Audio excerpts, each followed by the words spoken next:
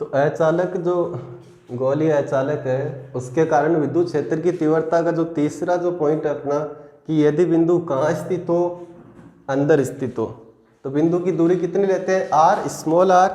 तो क्या कंडीशन हो गई, small R less than capital are.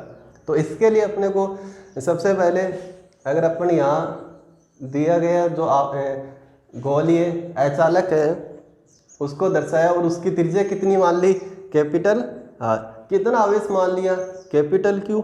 अचालक जो भी होते हैं उसमें जो आवेश होता है उसके संपूर्ण आयतन में होता है। तो यहाँ अपन क्या होगा, इसका आयतन आवेश घनत्व जो स्टार्टिंग में पहली स्टेप से पहले लिख चुके हैं, ठीक है।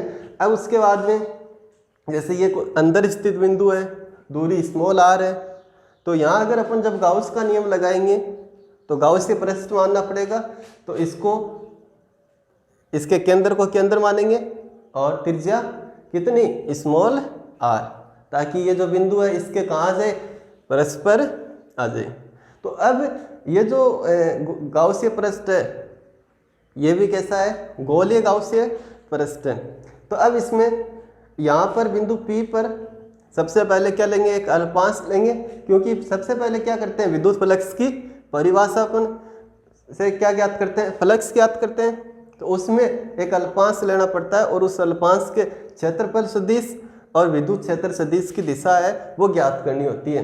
तो यहाँ अल्पांश और इसका क्षेत्रफल लंबवत और विद्युत क्षेत्र भी लंबवत, ठीक है। तो दोनों की दिशा सेम है। थीटा का मान कितना है, 0 डिग्री। और यहाँ फ्लक्स की परिभाषा में फ्लक्स में लिखा है तो ई डी एस कोस 0 का मान 1 और ई डी एस समाकलन, ई डी एस का समाकलन हो गया एस, और एस क्या है, इस गाउसीय पृष्ठ का क्षेत्रफल कितना है, 4 पाई स्मॉल आर स्क्वायर, क्योंकि इसकी त्रिज्या क्या है, स्मॉल आर है। तो इस तरीके से फ्लक्स के अनुसार, विद्युत फ्लक्स की परिभाषा के अनुसार फ्लक्स कितना है, E into 4 pi small R square. अब अपन गाउस का नियम जब लगाएंगे तो गाउस का नियम से अगर ज्ञात करेंगे तो क्या होगा, phi sigma Q upon epsilon naught. तो ये सिग्मा क्यू क्या है, ये सिग्मा क्यू है उस गाउसीय पृष्ठ द्वारा परिबद्ध कुल आवेश। तो यहाँ जो गाउसीय पृष्ठ परिबद्ध कुल आवेश है वो कैपिटल क्यू के बराबर नहीं है, क्योंकि कैपिटल क्यू तो इस पूरे आयतन में, अपने को सिर्फ कितने आयतन में चाहिए, इस वाले आयतन में। तो इसमें आवेश क्यू से क्या है, अलग है। क्या मान होगा उसका, उसको किस तरीके से ज्ञात करेंगे। तो ये आवेश वितरण कैसा है, आयतन है। तो आप यहाँ ध्यान दो कि जो दिया गया आवेश है वो कितने आयतन में है, वो है 4/3 पाई आर क्यूब आयतन में। तो इतने आयतन में आवेश है कैपिटल क्यू। तो एक आयतन में कितना हो गया, एक आयतन में हो गया 4/3 पाई आर क्यू। ज्ञात कितने में करना है, इतने से आयतन में, इस गाउसीय पृष्ठ में। तो इस गाउसीय पृष्ठ का आयतन कितना हो गया, त्रिज्या स्मॉल आर, तो 4/3 पाई स्मॉल आर क्यूब। इस वाले आयतन में परिबद्ध आवेश, तो जब एक का पता हो तो कैसे ज्ञात करेंगे, इनटू करके। तो ये हो गया Q upon 4/3 pi R cube into 4/3 pi small R cube. 4/3 pi से 4/3 पाई कैंसिल, तो कितना आवेश आ गया, गाउसीय पृष्ठ द्वारा परिबद्ध आवेश।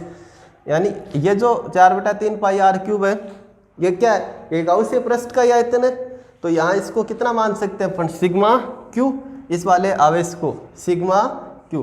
तो सिग्मा क्यू की वैल्यू कितनी आ गई, तो सिग्मा क्यू की वैल्यू है क्यू बटे कितना बच गया, ये स्मॉल आर क्यू बटे कैपिटल आर क्यू।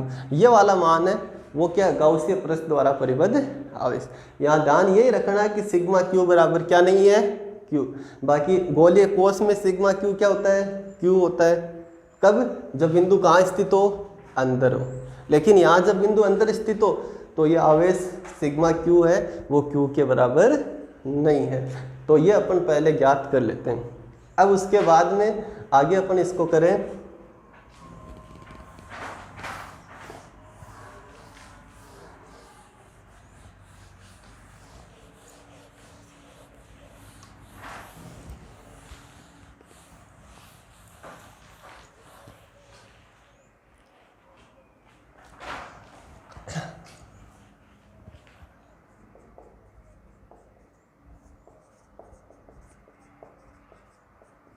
जो विद्युत फ्लक्स से जो आया था फाई, उसको अपन यहाँ अगर लिखें कि फाई बराबर जो मान है E into 4 pi small r square, ये किससे आया था? विद्युत फ्लक्स की परिभाषा से। अब ज्ञात करें गाउस के नियम से। तो फाई बराबर गाउस के नियम से होता है sigma Q upon epsilon not, और सिग्मा क्यू जो गाउसीय पृष्ठ द्वारा परिबद्ध आवेश है उसको अभी अभी ज्ञात किया है, वो है Q into small r cube बट्टे कैपिटल R क्यूब। ये किसका मान है? सिग्मा क्यू का बट्टे एप्सिलॉन नॉट।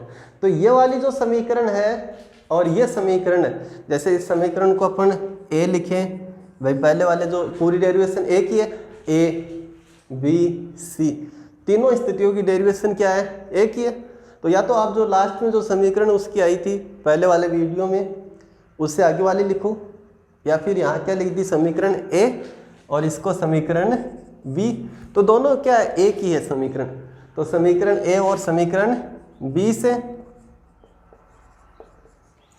दोनों को बराबर करें तो E इंटू 4 पाई R स्क्वायर बराबर क्यू आर क्यूब बट्टे एप्सिलॉन नॉट।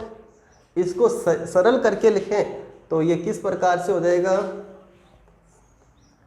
एप्सिलॉन नॉट बट्टे आर क्यूब। इस वाले को अगर सरल करके लिखें तो अब इसमें ए की जो वैल्यू है वो हो गई क्यू आर क्यूब बट्टे ये वाला यहाँ आ जाएगा, तो 4 पाई आर स्क्वायर और साथ में क्या होगा? Epsilon not capital R cube. अब इसको सरल करें तो ये हो गया E बराबर क्यू और 4 pi epsilon naught R square और आर क्यूब, तो ऊपर बच गया स्मॉल r और बट्टे में क्या है? Capital R cube. तो ये वाला जो समीकरण है वो आया है तीसरी स्थिति के लिए, अंदर स्थित बिंदु पर विद्युत क्षेत्र की तीव्रता। तो ये तो किसके पद में? Q के पद में। या फिर आप इसको और सरल करके लिख सकते हो इसी समीकरण को कि E इन बराबर 1/4 पाई एप्सिलॉन नॉट जो है उसकी जगह क्या लिख दिया? K। तो K Q R बट्टे R क्यूब, ये वाली समीकरण। ठीक है, ये तो किसके पद में? Q के पद में। और अगर न्यूमेरिकल में आपको मान लो अंदर ज्ञात करना विद्युत क्षेत्र, लेकिन आवेश नहीं दिया गया, वहाँ पे क्या दिया गया है? पृष्ठ आयतन आवेश घनत्व। तो वहाँ जो अपन स्टार्टिंग में समीकरण 1 लिखी थी किस प्रकार से कि आयतन आवेश घनत्व होगा इसमें, और वो क्या होगा? रो और क्यू बट्टा वी। मतलब पूरा आयतन कितना मान लिया? वी दिए गए जो गोलीय अचालक है उसका, और उसमें आवेश कितना माना है? क्यू। तो घनत्व क्या हो गया? क्यू बट्टा वी। और वी का मान कितना था? 4/3 पाई आर क्यूब। ये क्या थी? अपनी समीकरण 1 थी। ठीक है, तो इससे अगर अपन क्यू को किस में चेंज करना चाहें? रो में, तो क्यू की जो वैल्यू है वो कितनी हो गई? वो हो गई rho into 4/3 pi capital R cube. ठीक है, तो ये वाला मान अगर अपन इसमें रखें इस वाली समीकरण में, तब ई इन किस प्रकार से हो गया अपना? तो ई इन का मान हो गया के। ठीक है, तो ये वाली समीकरण न लेके अपन कौन सी लेंगे? ये वाली, क्योंकि यहाँ क्या है? 4 पाई और इसमें भी क्या होगा? 4 पाई। तो ऊपर वाली समीकरण इसमें लिखेंगे अपन क्यू की वैल्यू। तो क्यू की वैल्यू है रो 4/3 पाई आर क्यूब। यह तो किसकी जगह हो गया? क्यू की जगह, इनटू क्या है? स्मॉल आर बट्टे में जो है उसको यहाँ लिखें तो ये है 4 पाई एप्सिलॉन नॉट और साथ में क्या है? Capital R cube. अब इसको सरल कर लें तो ई इन बराबर ये हो गया 4 पाई से 4 पाई कैंसिल, तो इसमें क्या बचा है? यहाँ बच गया रो और उसके बाद में बट्टे में एप्सिलॉन नॉट, और ये क्या है? Capital R cube. ये भी क्या है? Capital R cube. तो ये कैंसिल हो गए इससे, और अब क्या बच गया? Small R. तो रो, ठीक है, एप्सिलॉन नॉट 4 पाई से 4 पाई कैंसिल, और ये 3 है, ये कहाँ बचेगा, यहाँ नीचे बचेगा, तो रो अपॉन 3 एप्सिलॉन नॉट, और आर क्यूब से आर क्यूब कैंसिल हो ही रहा है, स्मॉल आर। तो ये वाली समीकरण और ये वाली समीकरण दोनों क्या है, एक ही, ये क्यूब के पदों में है और ये रो के पदों में, आयतन आवेश घनत्व के पदों में, ठीक है। तो सेम उसी प्रकार से आप इस डेरिवेशन में यहाँ तक करके करते हो तो भी सही है, ठीक है। इस वाले को अगर आप नहीं करते हो, बाई चांस अगर आपको नहीं ध्यान में रहा हो, ठीक है, या फिर टाइम कम हो, तो डेरिवेशन अगर परीक्षा में कुछ चीज़ कही है तो ये वाली अपन छोड़ सकते हैं, ठीक है। ये सिर्फ अपन न्यूमेरिकल के लिए आगे बढ़ते हैं, इतना तीनों के लिए अपन ने ये ज्ञात किया। अब 4 नंबर स्थिति, तो 4 नंबर स्थिति जो है वो क्या है, कहाँ पर बिंदु P कहाँ पर हो, केंद्र पर। जैसे ही केंद्र पर होगा तो R का मान कितना हो जाएगा, 0 हो जाएगा। तो अब ये जो R का मान 0 है वो E इन में लिखे या E आउट में लिखे, तो वो लिखा जाएगा E इन में, क्योंकि केंद्र अंदर होता है। तो अंदर वाली समीकरण क्या है, E इन वाली, तो E इन में क्या लिखेंगे, R बराबर 0 रखने पर, ठीक है। जैसे ही इसमें 0 रख देंगे तो E इन क्या हो जाएगा, E सेंटर हो जाएगा, और E सेंटर की जो वैल्यू है वो हो जाएगी रो 3 एप्सिलॉन नॉट, और R का मान कितना है, 0, और इस तरीके से E सेंटर का मान भी कितना हो गया, 0। तो इन दोनों में कौन से में, गोलीय कोष बोल दो या गोलीय चालक बोल दो, एक ही बात है। और दूसरा क्या है, गोलीय अचालक, ठीक है। तो इन दोनों में अंतर क्या है कि जो E आउट है वो दोनों में बराबर होता है, E सरफेस दोनों में क्या होता है, बराबर होता है। लेकिन क्या अंतर है इनमें, E इन दोनों में क्या होता है, अलग अलग होता है। गोलीय कोष या गोलीय चालक में E इन कितना होता है, 0, जबकि गोलीय अचालक में E इन 0 न होकर के कितना होता है, ये वाली वैल्यू बोल दो चाहे ये वाली हो, एक ही बात है। लेकिन सेंटर पे इसमें भी क्या होता है, 0, और गोलीय कोष और गोलीय चालक में भी सेंटर पर विद्युत क्षेत्र कितना होता है, 0 होता है, ठीक है। तो ये तो अपनी डेरिवेशन कंप्लीट हुई। डेरिवेशन के साथ साथ क्या होता है, E और R में ग्राफ पूछा जाता है, तो इसमें भी अपन E और R में क्या बनाएंगे, ग्राफ बनाएंगे। तो इसका जो आगे अपन है ग्राफ के बारे में बात करें, E व R में ग्राफ, ठीक है। ऐसा भी लिखा हो सकता है, विद्युत क्षेत्र का दूरी के साथ ग्राफ बनाएंगे। भाई स्मॉल r क्या है, यहाँ पर दूरी है, तो विद्युत क्षेत्र का दूरी के साथ ग्राफ। तो अब इसको किस प्रकार से, तो सबसे पहले तो आप स्टार्ट करोगे, एक अक्ष पे क्या लिखना है, दूरी लिखनी है, दूरी का मतलब स्मॉल r, और एक अक्ष पे क्या लेना आपको, विद्युत क्षेत्र मतलब E लेना, ठीक है। अब दूरी जो है वो अलग अलग भागों में है, एक तो बाहर के लिए अलग है, अंदर के लिए अलग है, सतह के लिए अलग है। तो ये चारों के लिए विद्युत क्षेत्र भी क्या है, अलग अलग है। तो अलग अलग दूरी के सेक्शन होंगे और उनमें ग्राफ भी क्या होगा, सब में अलग अलग होगा। तो पहले आप उसमें वो जो चारों समीकरण है वो अपन लिखें। तो चारों समीकरण अगर लिखें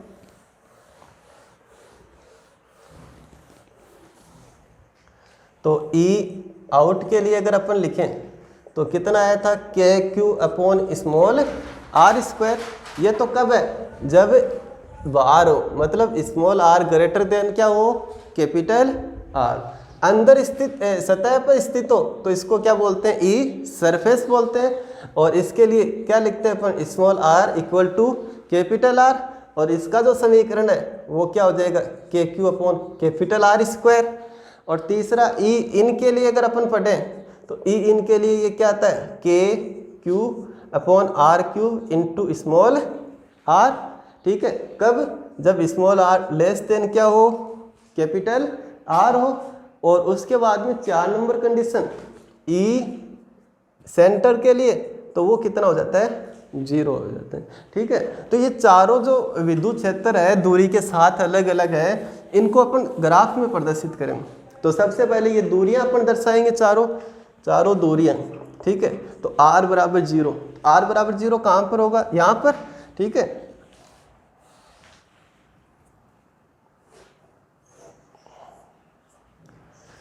तो यहाँ पर होगा r बराबर 0 इस वाले बिंदु पर। ठीक है, यहाँ अपन मान लेते हैं कि इस बिंदु पर r का मान क्या है, कैपिटल R, और इससे इधर जाएंगे तो r ग्रेटर देन क्या होगा, कैपिटल R, और सतह से इस और केंद्र की ओर जाएंगे तो r लेस देन क्या होगा, कैपिटल R। तो ये तो दूरी के अलग अलग 3 सेक्शन 2 सेक्शन जो भी है वो बनाए अपन ने। अब इनके संगत क्या दर्शाना अपने को, विद्युत क्षेत्र। तो सबसे पहले वही कि इन सब में ज़्यादा कौन से, ज़्यादा वैल्यू कौन सी है, तो सबसे ज़्यादा जो वैल्यू है वो ये वाली वैल्यू। ठीक है, इन सब में ज़्यादा वैल्यू कौन सी है, ये वाली।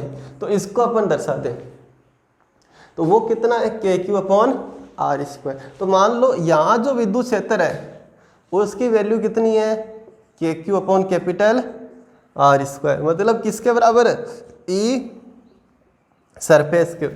तो यहाँ अगर ग्राफ में देखें तो इस दूरी के लिए ये R = कैपिटल R।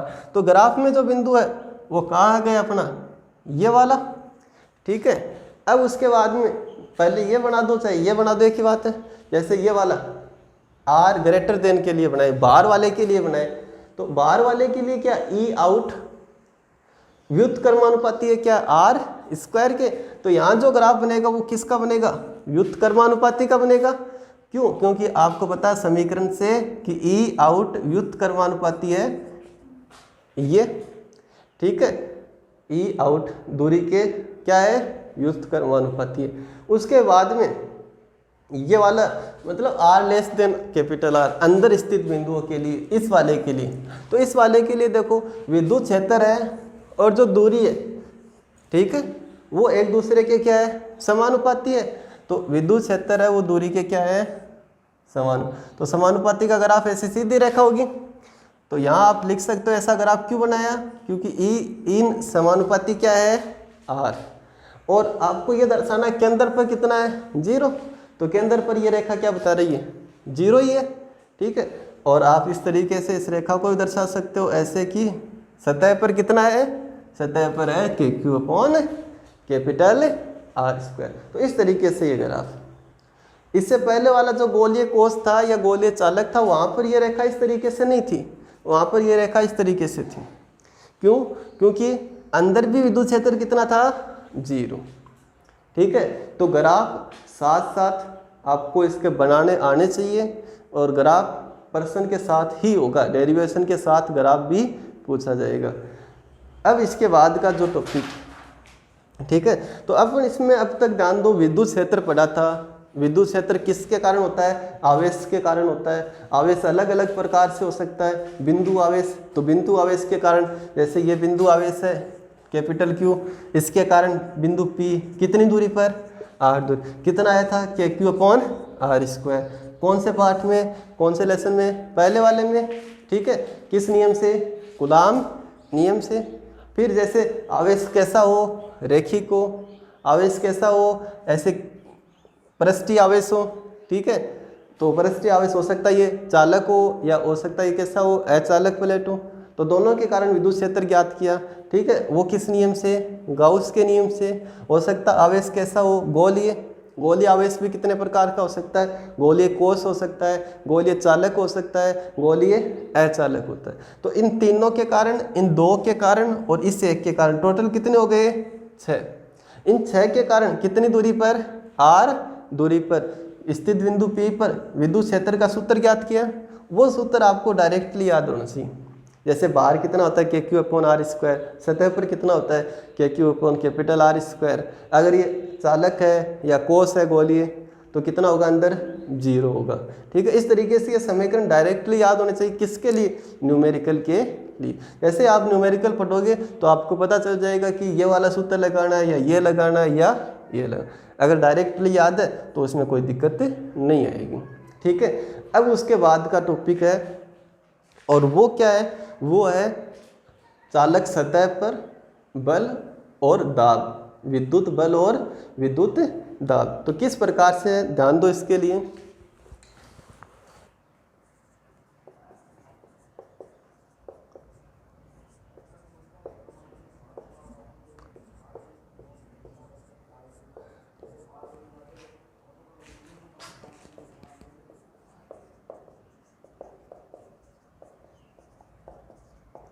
आवेशित चालक सतह पर विद्युत बल तथा विद्युत दाब। तो पहले तो ये ध्यान दो कि किस प्रकार से बल लगेगा या दाब लगेगा। तो मान लो ये कोई चालक सतह, ठीक है, चालक सतह, इसको अगर आवेश देंगे तो कहाँ वितरित होगा, इसके पृष्ठ पर वितरित होगा। तो इस तरीके से मान लो इसको दिया गया आवेश कैपिटल क्यू है और ये इसके पृष्ठ पर वितरित हो जाता है। अब यहाँ अगर अपन बात करें कि भाई जैसे ये कोई इस पृष्ठ जो भी है इस पर अपने एक अल्पांश लिया और ये यहाँ से यहाँ तक है, इसको ए बी क्या नाम दे दिया अल्पांश को, ए बी। तो शेष अल्पांश, शेष जो भाग है सतह का वो क्या बच गया, यहाँ से लेकर ये वाला। तो इसको अपन ए बी ना पढ़ के यहाँ कोई बिंदु लिख दिया सी, तो क्या पढ़ेंगे शेष चालक सतह को ए सी बी, और अल्पांश चालक सतह क्या पढ़ेंगे ए बी। अब इस अल्पांश सतह पर बल आवेश कैसा है, धनावेश। इस शेष सतह पर भी कैसा आवेश है, धनावेश, ठीक है। और ये पता है कि धनावेश को क्या करता है, प्रतिकर्षित करता है। तो ये वाला जो धनावेश है, ये वाला धनावेश इस धनावेश को क्या करेगा, प्रतिकर्षित करेगा, जिसकी वजह से ये अल्पांश क्या करेगा, ये बाहर की ओर प्रतिकर्षण का अनुभव करेगा, बाहर की ओर प्रतिकर्षण बल का क्या करेगा, अनुभव करेगा, ठीक है। ऐसे ही मान लो जैसे आपने ये सतह मान ली, इसकी अल्पांश लिया, दूसरा अल्पांश ये वाला लिया, तो ये जो अल्पांश है ये अल्पांश कैसा, धनावेश। शेष जो सतह बच गई ये वाली, ये भी कैसी है, धनावेशित है। तो ये जो शेष धनावेशित सतह है वो इस अल्पांश धनावेशित सतह को क्या करेगी, प्रतिकर्षित करेगी। मतलब ये इस ओर जाएगी, किस ओर जाएगी, बाहर की ओर जाएगी। तो ये किस ओर बल का अनुभव करती है, बाहर की ओर बल का अनुभव। तो ऐसे अपन कह सकते हैं कि ये वाली जो पूरी सतह है वो इस प्रकार से अल्पांशों से मिलकर बनी हुई होती है। और इस सतह का प्रत्येक अल्पांश, इस सतह का प्रत्येक अल्पांश क्या करता है, बाहर की ओर एक बल का अनुभव करता है, ठीक है। तो अपन क्या कह सकते हैं कि ये टोटल सतह जो है वो एक परिणामी बाहर की ओर बल का क्या करती है, अनुभव करती है। तभी यहाँ पर टॉपिक लिखा है कि आवेशित चालक सतह वो क्या करती है, विद्युत बल, उस पर क्या लगता है, विद्युत बल लगता है। किस ओर लगता है, बाहर की ओर लगता है। और जहाँ बल लगता है वहाँ क्या लगेगा, दाब लगेगा। तो इस कारण से अपन ये पढ़ेंगे कि कितना बल लगता है बाहर की ओर, कितना दाब लगता है बाहर की ओर, वो अपन जो ज्ञात करना चाहेंगे, ठीक है।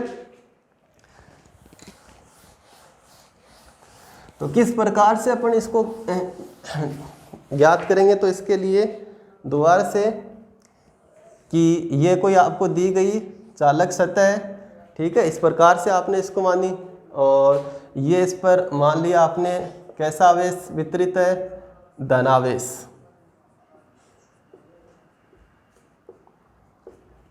ठीक। कितना इस पूरी सतह पर कितना बल लगेगा, इसके लिए आपको अल्पांश लेना पड़ेगा, ठीक है। तो ये अल्पांश लिया आपने, ए बी अल्पांश लिया, शेष जो सतह बच गई उसको आप कैसे पढ़ोगे, ए सी बी। अब ये ए बी है, ये क्या करती है, बल, इस पर क्या होता है, बल लगता है, या फिर ये बल का अनुभव करती है। तो इस पर कितना बल लगा, अल्पांश है तो उसके लिए बल कितना मान लिया, डी एफ। मान लो ये अल्पांश कितने बल का अनुभव करता है, डी एफ। तो पूरी सतह का जो बल है वो कैसे ज्ञात करेंगे, इस अल्पांश पर लगने वाले बल का क्या कर देंगे, समाकलन। मतलब यहाँ बल, उन सब बलों को क्या कर देंगे, जोड़ देंगे। तो क्या आ जाएगा, पूरी सतह पर लगने वाला बल। तो ये समाकलन विधि से अपन करेंगे, ठीक है। अब सबसे पहले ये अल्पांश पर लगने वाला बल ज्ञात करेंगे, ठीक है। सबसे पहले क्या करेंगे, अल्पांश पर लगने वाला बल, और उसके बाद में उसका समाकलन। तो अल्पांश पर लगने वाला बल, विद्युत बल कैसे ज्ञात करते हैं अपन, विद्युत बल कब लगता है। तो विद्युत बल अभी तक अपन ने पढ़ा है कि दो प्रकार से लगता है। या तो जैसे ये कोई आवेश है, ठीक है, और इसके संपर्क में कोई दूसरा आवेश है, और कितना बल लगेगा, वो बल लगेगा के Q1 Q2 upon are square, यही।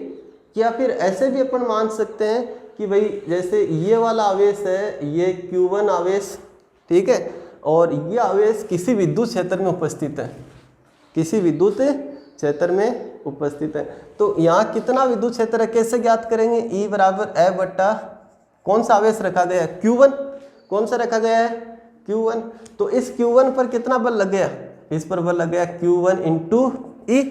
मतलब दो तरीके से अपन निकालते हैं, एक तो ये कि हो सकता है दोनों आवेश दिए गए हो तो बल K Q1 Q2 upon R square. दूसरा बल कब लगेगा? जब कोई आवेश किसी विद्युत क्षेत्र में उपस्थित हो। तो उस आवेश पर लगने वाला बल कैसे ज्ञात करते हैं? वह आवेश इनटू वह विद्युत क्षेत्र जिसमें वह उपस्थित है। तो इस वाले तरीके से ये क्या करेंगे अपन? अल्पांश पर, इस वाले अल्पांश पर कितना बल है वो लगता है वो ज्ञात करेंगे। तो इस अल्पांश पर कितना बल लगता है, तो इसके लिए आपको क्या करना पड़ेगा? उस अल्पांश का आवेश मानना पड़ेगा। तो इस अल्पांश अल्प है ये, तो इसका जो आवेश आपने क्या मान लिया? dq। ये तो आपने मान लिया कितना आवेश है इसका? dq। अब आपको ये पता होना चाहिए कि ये जो आवेश है, अल्पांश आवेश है, ये कितने विद्युत क्षेत्र में उपस्थित है। तो ये विद्युत क्षेत्र में उपस्थित है या नहीं? तो ये विद्युत क्षेत्र में उपस्थित है। ये किसके विद्युत क्षेत्र में उपस्थित है? ये शेष आवेश के विद्युत क्षेत्र में। भाई प्रत्येक आवेश का क्या होता है? विद्युत क्षेत्र होता है। तो इस शेष आवेश का भी क्या होगा? विद्युत क्षेत्र होगा।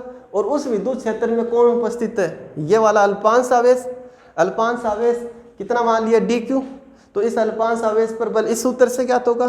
तो dq इंटू वह विद्युत क्षेत्र जिसमें उपस्थित है। तो किसके विद्युत क्षेत्र में उपस्थित है? इस वाले। तो इस आवेश का जो है ना, ये जो आवेश है, इस आवेश का विद्युत क्षेत्र अपन ने कितना मान लिया? E2। तो ये क्या हो गया? dq into E2। ठीक है, dq इंटू E2। अब आपको क्या करना है कि dq तो आपने मान लिया, ये तो ज्ञात नहीं करना। ज्ञात क्या करना आपको? E2। क्या ज्ञात करना है? E2। ठीक है, तो अब ध्यान दो इसके लिए। सबसे पहले आपने मान लिया कि अल्पांश क्या माना है? अल्पांश माना है AB। ठीक है, तो अल्पांश AB पर आवेश या का आवेश, अल्पांश AB का आवेश अल्पांश है तो क्या मान लिया? dq। ठीक है, ये एक आवेश है तो इसका भी क्या होगा? विद्युत क्षेत्र होगा। तो आप नीचे लिखोगे अल्पांश AB।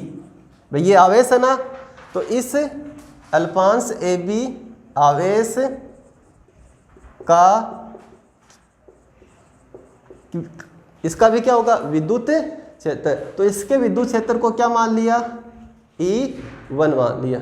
ठीक है, अब शेष चालक सतह, शेष चालक सतह क्या है? ACB। ACB इस पर जो आवेश है, ठीक है, इसका भी क्या होगा? विद्युत क्षेत्र होगा। तो ACB आवेश का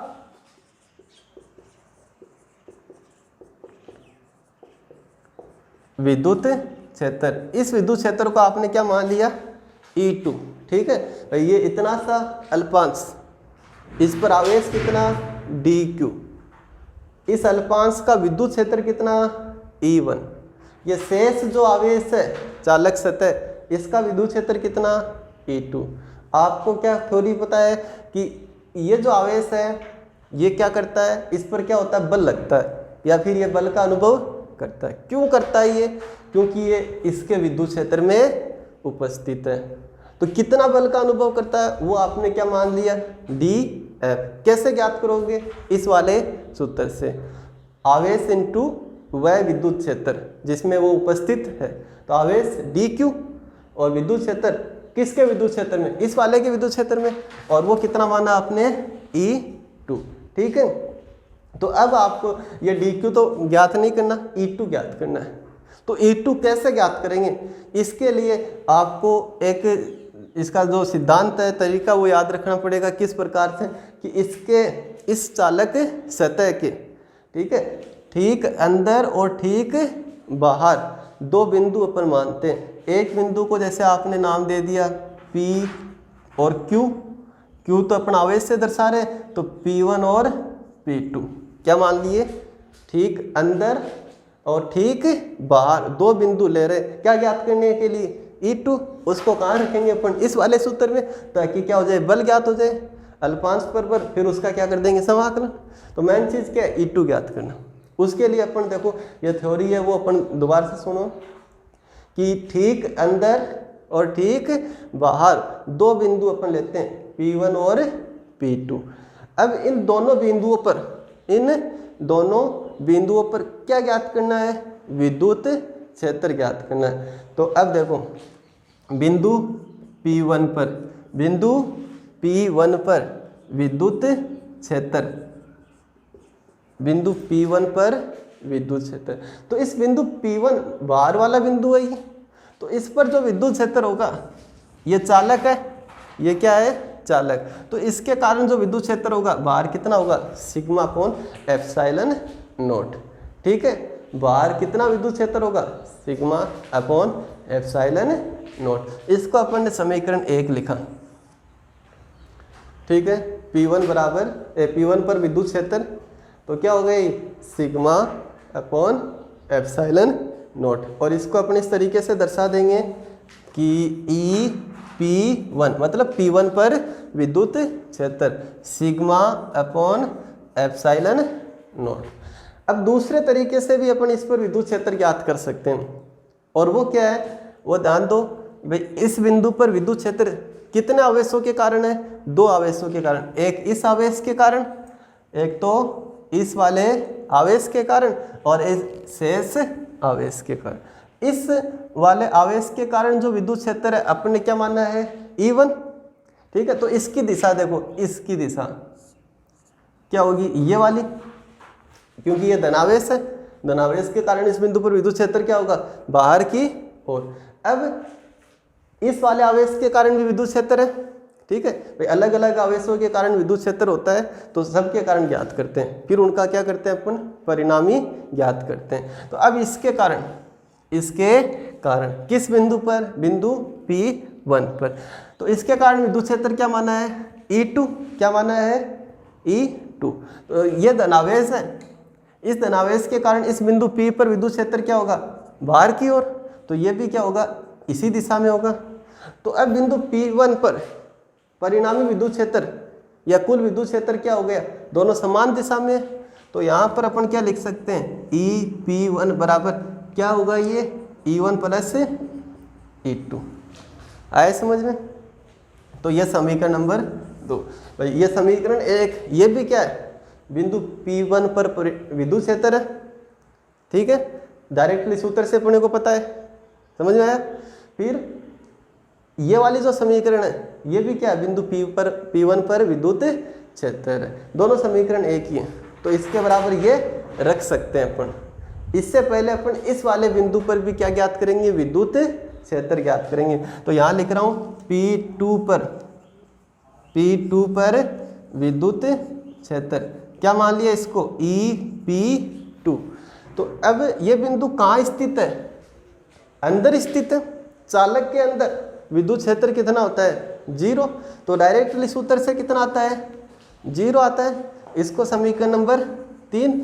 और यहाँ इस चित्र के अनुसार कितना आएगा, तो इस चित्र में अपने को पता है कि इस बिंदु पर विद्युत क्षेत्र कितने आवेशों के कारण होगा, 2 आवेशों के कारण, एक इस आवेश के कारण और एक इस आवेश के कारण। तो वो अपन दोनों दर्शाएंगे यहाँ पे, इसका E1 विद्युत क्षेत्र और इसका E2, दोनों यहाँ पर दर्शाने। तो ये ध्यान दो, ये तो हो गई E1 की दिशा, क्यों, धनावेश के कारण है ना। इस बिंदु पर क्या होगी, बाहर की ओर। और ये हो गई इस बिंदु पर E2 की दिशा, क्यों, क्योंकि ये क्या है, धनावेश है। इस धनावेश के कारण इस बिंदु पर विद्युत क्षेत्र क्या होगा, बाहर की ओर। तो अब की बार ये दिशा क्या होगी, इस साइड होगी। अब ये इस P2 पर परिणामी विद्युत क्षेत्र यानी EP2 जो अपन ने ऊपर लिखाने समीकरण 3 में, वो अपन चित्र के अनुसार यहाँ कैसे प्राप्त होगा, वो प्राप्त होगा E1 माइनस E2 या E2 माइनस E1। भाई दोनों विपरीत दिशा में, तो परिणामी कैसे ज्ञात होगा, घटाकर ज्ञात होगा। ठीक है, अब उसके बाद में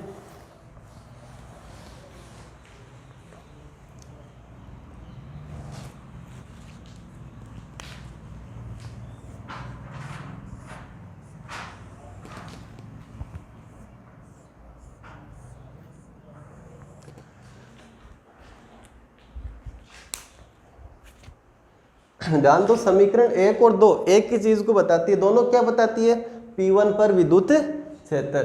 और समीकरण 3 और 4 क्या बताती है, वो बताती है P2 पर विद्युत क्षेत्र। मतलब ये दोनों बराबर है और ये दोनों बराबर। तो अपन सबसे पहले इन दोनों को बराबर करेंगे, इन दोनों को बराबर करेंगे।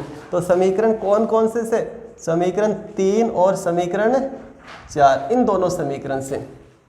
तो इन दोनों समीकरण यानी दोनों बराबर है ये, तो आप लिख सकते हो 0 बराबर E1 माइनस E2, और या इससे क्या निष्कर्ष आ गया, E1 बराबर E2। ये तो इन दो समीकरणों से निष्कर्ष आ गया। ठीक है, अब इन दोनों समीकरणों से ध्यान दो, अगर इन दोनों का अपन बराबर करें, दोनों बराबर ही है, तो समीकरण 1 और 2 से, 1 और 2 से, तो यहाँ आप क्या लिख सकते हो कि E1 प्लस E2 किसके बराबर हो गया, सिग्मा अपॉन एप्सिलॉन नॉट के बराबर हो गया।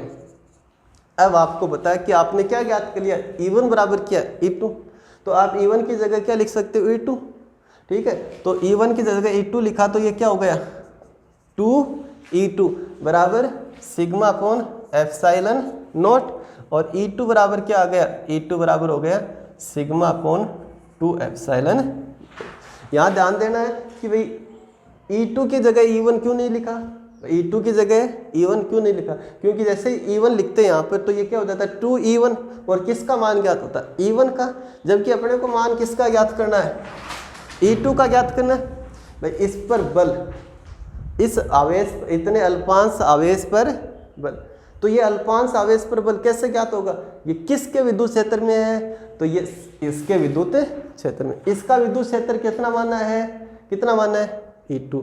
तो सूत्र से क्या आएगा, आवेश इंटू वह विद्युत क्षेत्र जिसमें उपस्थित है, तो E2 की वैल्यू आपको ज्ञात करनी है। इसलिए अपन ने ये वाले E1 की जगह क्या लिखा था, E2। तो इस तरीके से आ गया E2 बराबर सिग्मा अपॉन 2 एप्सिलॉन नॉट। क्या है ये है ACB के कारण, क्या है, ACB के कारण विद्युत क्षेत्र, ACB के कारण विद्युत क्षेत्र। इसको समीकरण नंबर क्या लिख दिया, 6।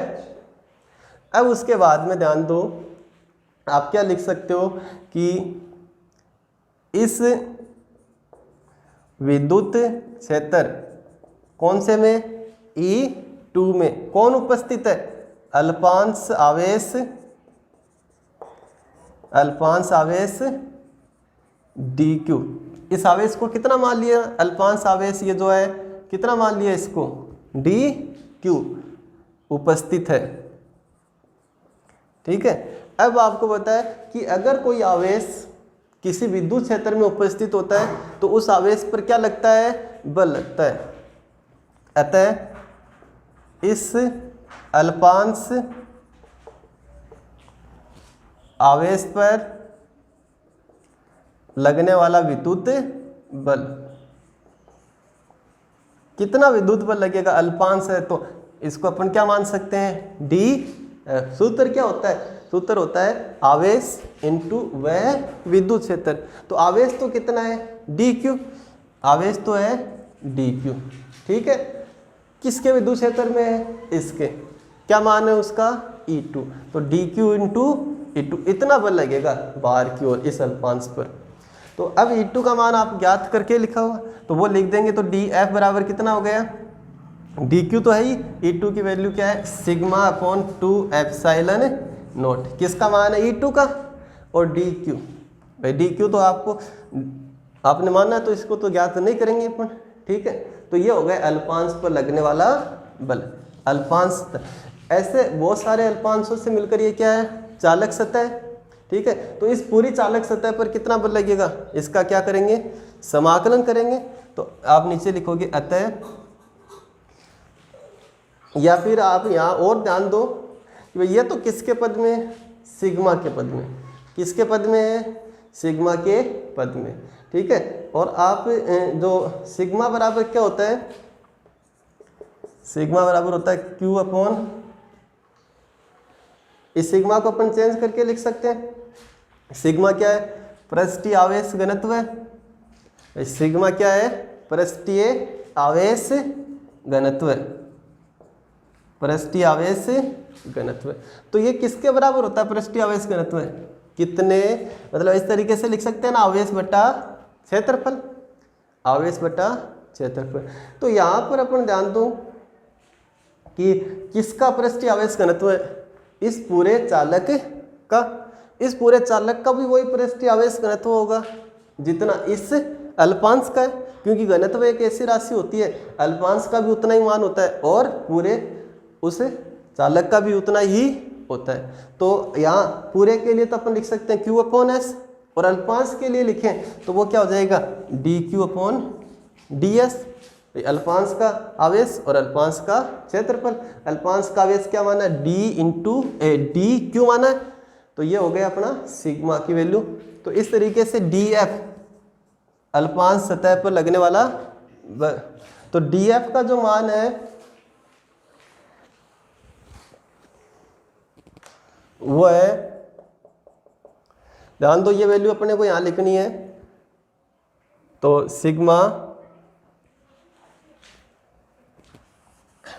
देखो जैसे ही अपन ये सिग्मा की वैल्यू लिखेंगे यहाँ पे dQ/ds, तो ये क्या हो जाएगा dQ इंटू dQ, और ये dQ का क्या हो जाएगा होल स्क्वायर। ठीक है, तो ये टर्म अपन नहीं कैलकुलेट करते dQ²। ठीक है, तो यहाँ पर किसका मान लिख सकते हैं भाई? सिग्मा का अगर न लिख के किसका लिख सकते हैं? dQ का। तो यहाँ से इस वाले लाइन से अपन किसकी वैल्यू निकाल लें? dQ, और dQ का मान क्या आ गया? Sigma ds। तो सिग्मा की वैल्यू यहाँ नहीं लिखेंगे, किसकी लिखेंगे? dQ की। तो dQ का मान किस में रखने पर? dQ का मान कौन सी समीकरण है? 7, समीकरण 7 में रखने पर, तो अल्पांश पर लगने वाला बल कितना आ गया? ये सिग्मा अपॉन 2 एप्सिलॉन नॉट, और dQ की वैल्यू क्या रखनी है? सिग्मा ds, और dF बराबर हो गया sigma square 2 epsilon not into ds।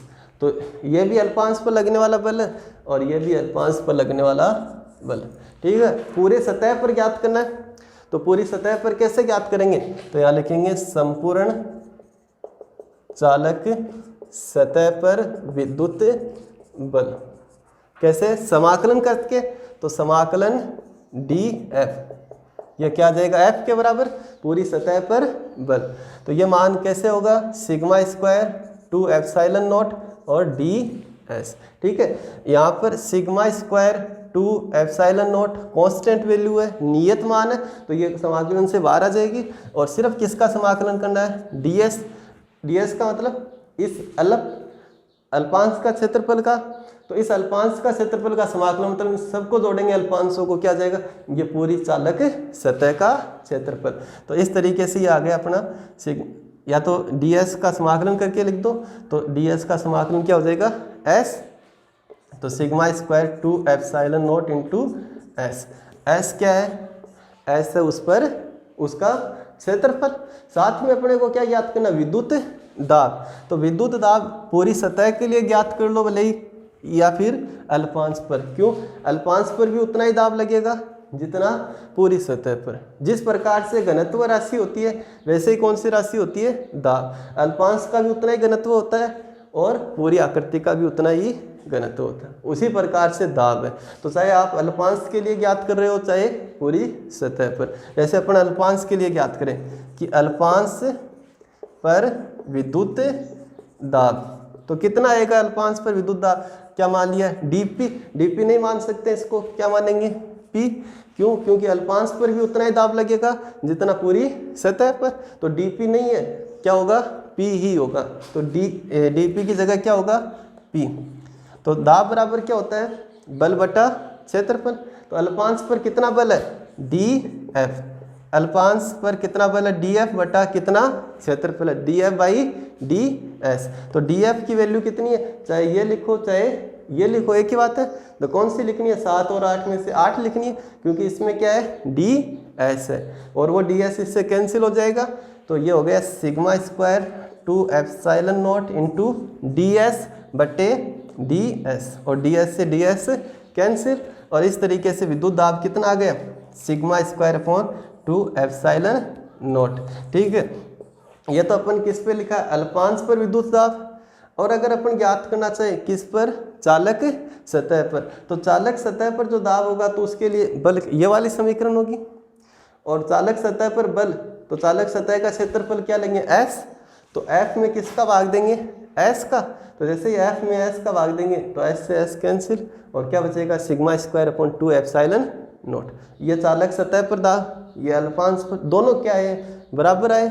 इसका मतलब ये होता है कि जैसे घनत्व राशि होती है वैसे